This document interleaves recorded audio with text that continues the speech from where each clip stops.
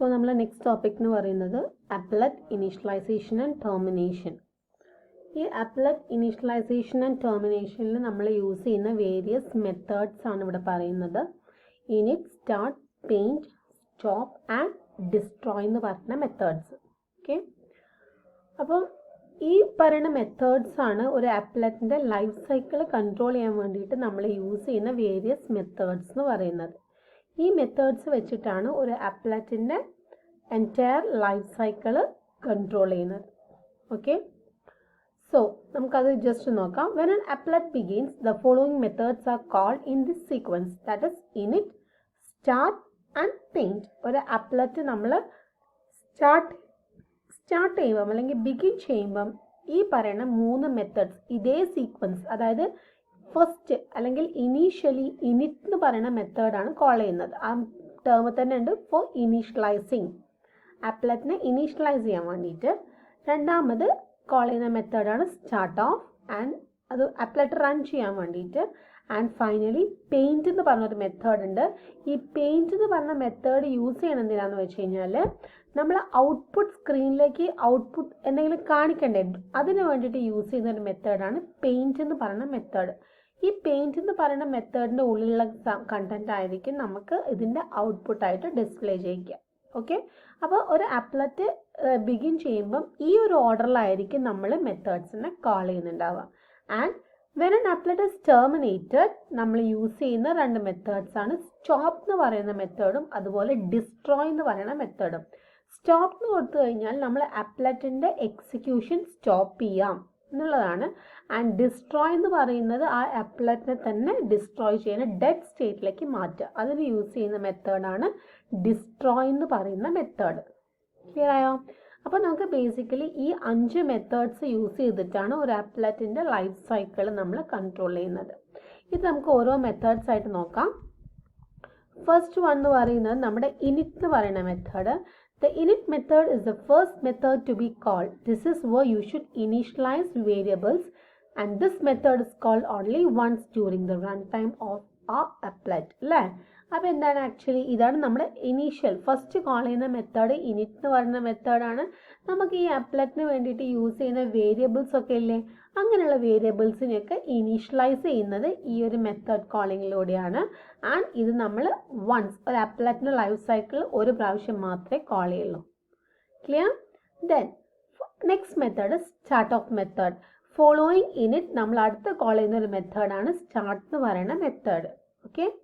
And it is also called to restart an applet after it has been stopped, whereas init is called once the first time an applet is loaded.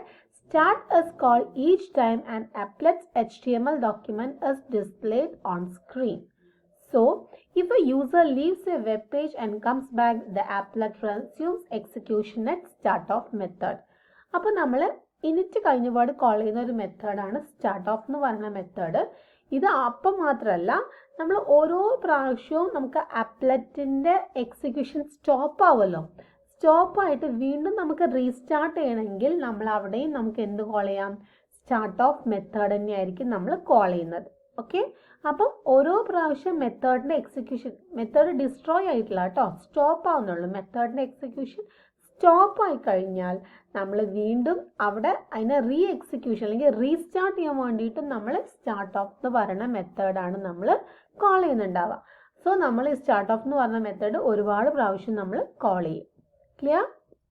Then the third method is the paint method. Paint method ഞാൻ നേരത്തെ തന്നെ പറഞ്ഞു, നമ്മുടെ output ആപ്ലെറ്റിൻ്റെ output display ചെയ്യിക്കാൻ വേണ്ടിയിട്ട് നമ്മൾ use ചെയ്യുന്ന ഒരു മെത്തേഡാണ് പെയിൻറ്റ് എന്ന് പറയുന്ന method. Okay. The paint method is called each time your applet's output must be redrawn. appletന്റെ ഔട്ട്പുട്ട് നമുക്ക് ഡ്രോ അല്ലെങ്കിൽ ഡിസ്പ്ലേ ചെയ്യിക്കാൻ വേണ്ടിയിട്ടാണ് നമ്മൾ പെയിന്റ് ഓഫ് എന്ന് പറയുന്ന മെത്തേഡ് യൂസ് ചെയ്യുന്നത്. ദെൻ ഇത് റീഡ്രോൺ എന്ന് പറയാൻ കാരണം, for example the window in which the applet is running may be overwritten by another window and then uncovered. Or the applet window may be minimized and then restored. അങ്ങനെയൊക്കെ കുറേ കേസുകൾ വരാം. അതായത് നമ്മളെ വിൻഡോൻ്റെ മുകളിൽ വേറെ എന്തെങ്കിലും വിൻഡോ വരാം, ഓവർറൈറ്റ് ചെയ്ത് പോവാം, അല്ലെങ്കിൽ ആ ആപ്ലെറ്റിൻ്റെ വിൻഡോ മിനിമൈസ് ചെയ്ത് വീണ്ടും റീസ്റ്റോർ ചെയ്യേണ്ടിയൊക്കെ വരും അല്ലേ. അപ്പോൾ അങ്ങനെയുള്ള കേസുകളിൽ നമ്മൾ പെയിൻറ്റ് ഓഫ് എന്ന് പറഞ്ഞ മെത്തേഡ് വെച്ചിട്ടാണ് അതിനെ വീണ്ടും വീണ്ടും റീഡ്രോ ചെയ്യുന്നത്. നമ്മൾ എന്താണോ ഔട്ട്പുട്ട് അതിനെ റീഡ്രോ, അതുകൊണ്ട് നമ്മൾ റീഡ്രോ എന്ന് പറയാൻ കാരണം റീഡ്രോ ചെയ്യുന്നത്. Paint is also called when the applet begins execution. Clear അല്ലേ? എക്സിക്യൂഷൻ സ്റ്റാർട്ട് ചെയ്യുമ്പോൾ നമ്മൾ paint of method again call ചെയ്യും. Okay? Then the paint of method has one parameter of type graphics. This parameter will contain the graphics context which describes the graphics environment in which the applet is running. അപ്പം നമ്മൾ ബാക്കിയുള്ള മെത്തേഡ്സിനൊന്നും parameter വരുന്നില്ല. നമുക്ക് ഈ 5 മെത്തേഡ്സിലും paint എന്ന് പറഞ്ഞ മെത്തേഡിൻ്റെ ഉള്ളിലാണ് നമുക്കൊരു പാരാമീറ്റർ വരുന്നത്. ആൻഡ് ഇതിൻ്റെ ഒരു സിൻടാക്സ് എന്ന് പറയുന്നത് നമ്മൾ void paint of graphics G, ഈ ഒരു ഫോർമാറ്റിലായിരിക്കും ഉണ്ടാവുക. നമ്മൾ നേരത്തെ കണ്ടതാണ് ഗ്രാഫിക്സ് ജി. അപ്പോൾ ഇതിൽ പാസ് ചെയ്യുന്നത് ജി എന്ന് പറയുന്ന ഒരു ഒബ്ജക്റ്റ് ആണ് അല്ലേ. And that object is of type graphics. Graphics കോണ്ടെക്സ്റ്റിലുള്ള ഒരു അല്ലെങ്കിൽ ഗ്രാഫിക്സ് ക്ലാസ്സിൽ വരുന്ന ഒരു ഒബ്ജക്റ്റ് ആണ് ജി എന്ന് പറയുന്നത്. ആൻഡ് ഇതെന്ന് പറഞ്ഞു കഴിഞ്ഞാൽ വേറെ ഒന്നുമല്ല, ഏത് എൻവയറമെൻറ്റിലാണോ അപ്ലെറ്റ് റൺ ചെയ്യേണ്ടത് അത് റെപ്രസെൻ്റ് ചെയ്യുന്ന ഒരു ഒബ്ജക്റ്റ് ആണ് ജി എന്ന് പറയുന്ന object. This context is use whenever output to the applet is required. appletന് ഔട്ട്പുട്ട് കാണിക്കണമെങ്കിൽ നമ്മളതൊരു ഗ്രാഫിക്സ് വിൻഡോയിലായിരിക്കും കാണിക്കുക അല്ലേ. അപ്പോൾ അപ്പോഴാണോ നമുക്കൊരു ഔട്ട്പുട്ട് കാണിക്കേണ്ടത്, അപ്പോഴൊക്കെ നമ്മൾ എന്ത് കൊടുക്കണം, ഈ ഗ്രാഫിക് ജി എന്ന് പറയുന്ന പാരാമീറ്റർ പെയിൻറ്റിൻ്റെ പാരാമീറ്റർ ആയിട്ട് നമ്മൾ പാസ് ചെയ്യണം. ഓക്കെ, ഇനി നെക്സ്റ്റ് വരുന്ന 2 മെത്തേഡ്സ് ആണ് സ്റ്റോപ്പ് എന്ന് പറയുന്ന മെത്തേഡും ഡിസ്ട്രോയ് എന്ന് പറയുന്ന മെത്തേഡും. അതിൽ ഫസ്റ്റ് വൺ നോക്കാം, stop. The stop method is called when a web browser leaves the HTML document containing the applet when it goes to another page. അല്ലേ, അതായത് നമ്മൾ ആ സ്റ്റോപ്പ് മെത്തേഡ് കോൾ ചെയ്യുന്ന വെച്ചാൽ ഒരു അപ്ലെറ്റിൻ്റെ എക്സിക്യൂഷൻ സ്റ്റോപ്പ് ആവുമ്പോഴാണ് ആക്ച്വലി. ഓക്കെ, അതായത് ഒരു വെബ് ബ്രൗസർ നമ്മളെ ആ ഒരു ഡോക്യുമെൻറ്റ്, അതായത് നമ്മളെ അപ്ലെറ്റ് റൺ ചെയ്യുന്ന ഡോക്യുമെൻ്റ് ഇല്ലേ, HTML ഡോക്യുമെൻ്റ് ഉണ്ടാവുമല്ലോ, ആ HTML ഡോക്യുമെൻ്റ് ലീവ് ചെയ്തിട്ട് വേറെ എവിടേക്കെങ്കിലാണ് പോകണമെങ്കിൽ വേറൊരു പേജ് ഡിസ്പ്ലേ ചെയ്യുകയാണെങ്കിൽ അവിടെ എന്തായി, നമ്മൾ അപ്ലെറ്റ് അവിടെ സ്റ്റോപ്പ് ആവുകയാണ് അല്ലേ. നമ്മുടെ അപ്ലെറ്റ് റൺ ചെയ്യുന്ന HTML പേജിന് വേറൊരു പേജിലേക്ക് പോകുമ്പോൾ നമ്മൾ അപ്ലെറ്റിൻ്റെ റണ്ണിങ് അവിടെ സ്റ്റോപ്പ് ആവുകയാണ്. അങ്ങനെയുള്ള ടൈമിലാണ് നമുക്ക് സ്റ്റോപ്പ് ഓഫ് മെത്തേഡ് കോൾ ചെയ്യുന്നത്. For example, when stop is called, the applet is probably running.